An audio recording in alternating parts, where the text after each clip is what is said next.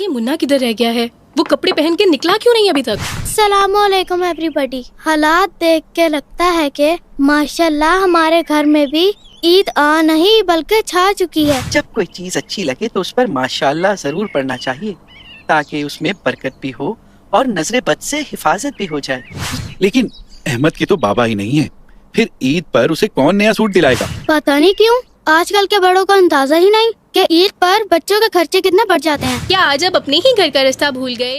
اللہم لک الحمد انتا کسوتنی اسألک من خیرہ وخیر ما صنع لہ واعوذ بک من شرہ وشر ما صنع لہ۔ اے اللہ تو ہی ہر طرح سے قابل تعریف ہے، تجھی نے مجھے یہ لباس پہنایا، میں تجھی سے اس لباس کی بھلائی کا اور اس کام کی بھلائی کا سوال کرتا ہوں جس کے لیے یہ بنایا گیا ہے، اور میں تیری پناہ میں آتا ہوں اس لباس کے شر سے اور اس کام کے شر سے جس کے لیے اسے بنایا گیا ہے۔ بھائی جان، یہ تو نیا لباس پہننے کی دعا تھی، کیا نیا لباس پہننے والے کو بھی کوئی دعا دینی چاہیے؟ بالکل سارا آپی، یہ تو بڑی اہم بات ہے جو عید کے دن سب کے کام آئے گی۔ نیا لباس پہننے والے کو بھی یہ پیاری دعا دینی چاہیے، تبلی و یخلف اللہ تعالی۔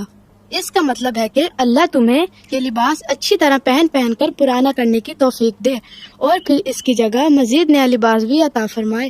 واہ، یہ تو بڑی پیاری دعا ہے، یعنی پہننے والے کو لباس خوب استعمال کرنے کی دعا بھی مل گئی اور پھر پرانا ہونے پر اس کی جگہ مزید نیا لباس ملنے کی دعا بھی مل گئی۔ That's great. واہ بھائی واہ، عید کے لباس میں ہماری ننھی منی سارا تو آج بڑی پیاری لگ رہی ہے۔ دادو جان، آپ کو کیسے پری لگ رہی ہیں؟ مجھے تو آپ ہی انسان ہی لگ رہی ہیں۔ بھائی جان، دادو نے پری نہیں پیاری کہا ہے۔ او اچھا، پیاری سی پری آپا۔ ویسے دادو جان کو آپ واقعی اتنی پیاری لگی کہ آج تو دادو ماشاءاللہ پڑھنا ہی بھول گئی۔ شاباش عبداللہ بیٹا، تم نے ٹھیک یاد دلا دیا۔ واقعی جب کوئی چیز اچھی لگے تو اس پر ماشاءاللہ ضرور پڑھنا چاہیے تاکہ اس میں برکت بھی ہو اور نظر بد سے حفاظت بھی ہو جائے۔ یہ منا کدھر رہ گیا ہے؟ وہ کپڑے پہن کے نکلا کیوں نہیں ابھی تک؟ ضد کر رہا تھا کپڑے خود پہنے کا۔ سارا، آپ نے بھائی کی ہیلپ نہیں کی؟ السلام علیکم ایوری حالات دیکھ کے لگتا ہے کہ ماشاءاللہ ہمارے گھر میں بھی عید آ نہیں بلکہ چھا چکی ہے۔ منی، تم نے عید کے کپڑے کیوں نہیں پہنے؟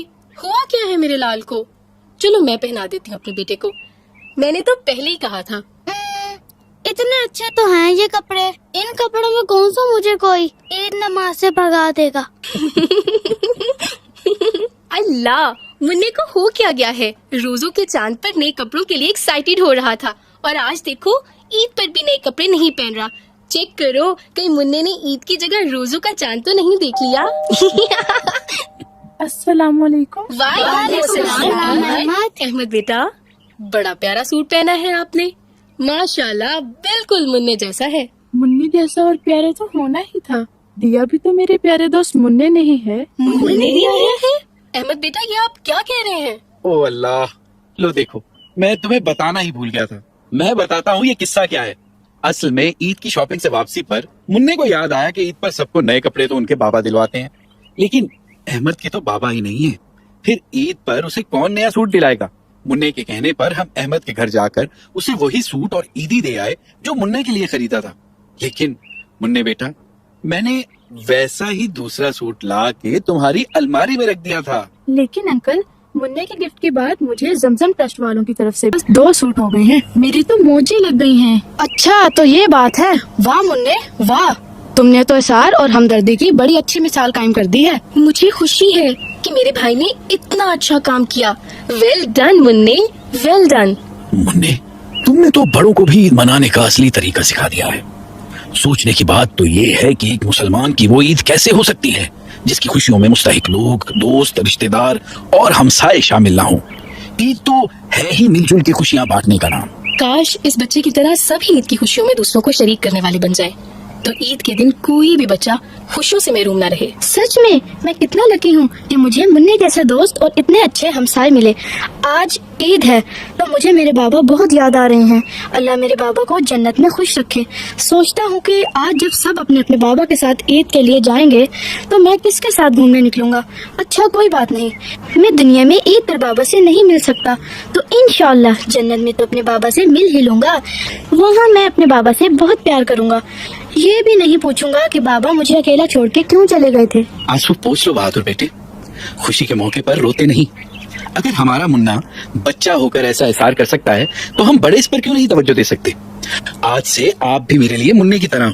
आप हमारे साथ ईद मनाओगे, इंशाअल्लाह जैसी परवरिश मुन्ने की होगी वैसी ही आपकी होगी। अल्लाह के फजल से कभी कोई कमी नहीं आने देंगे। बाबा जान, अहमद बेफिक्र कैसे हो सकता है? ईदी देने का तो आपने उसे अभी तक बताया ही नहीं। हमें भी ईदी इस दफा कुछ ज्यादा ही देनी होगी। पता नहीं क्यों आजकल के बड़ों को अंदाजा ही नहीं कि ईद पर बच्चों के खर्चे कितने बढ़ जाते हैं। बेटा अहमद को भी जरूर ईदी मिलेगी। क्या मुझे नहीं मिलेगी? हमें भी ईदी चाहिए। जरूर बेटा, सबको ईदी मिलेगी। लो भाई बच्चों, मुझसे तो अभी अपनी ईदी वसूल कर लो। अभी तो मम्मा और दादू से भी ईदी लेनी है। क्यों नहीं बेटा, मेरी और दादू की तरफ से भी अहमद समेत सबको ईदी मिलेगी इंशाल्लाह।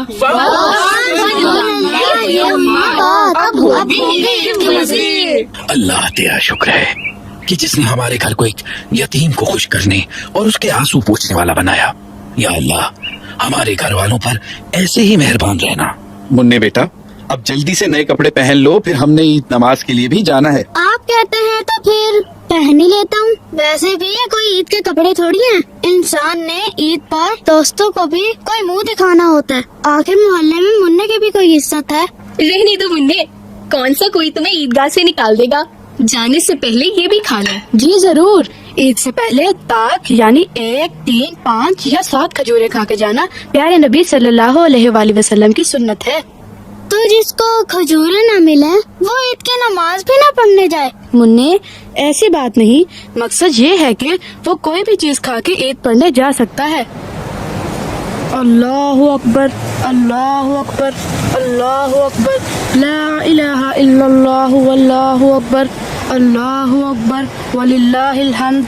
माशाअल्लाह, पैगाम टीवी की ये बड़ी खूबी है कि हमेशा मौके की मुनासिबत से बर वक्त दीनी रहनुमाई फराहम करता है। चलो भाई बच्चों, खुशी खुशी तकबीरात पढ़ते हुए ईदगाह की तरफ चलो। ईद के दिन तकबीरात पढ़ना हमारे प्यारे नबी सल्लल्लाहु अलैहि वसल्लम की सुन्नत है। अल्लाहु अकबर, अल्लाहु अकबर, अल्लाहु अकबर।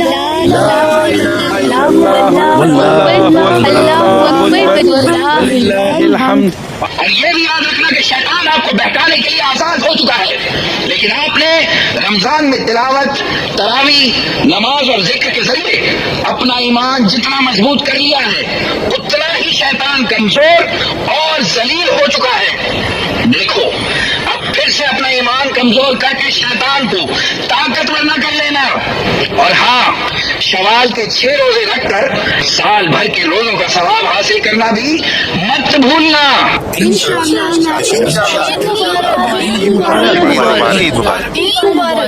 अहले इस्लाम को ईद मुबारक। तकब्बल अल्लाहु मिन्ना व मिनकुम। ये कौन सी दुआ है? मुन्ने, ये ईद मिलने की बड़ी खूबसूरत दुआ है। सहाबा कराम ईद के रोज एक दूसरे को यही दुआ देते थे।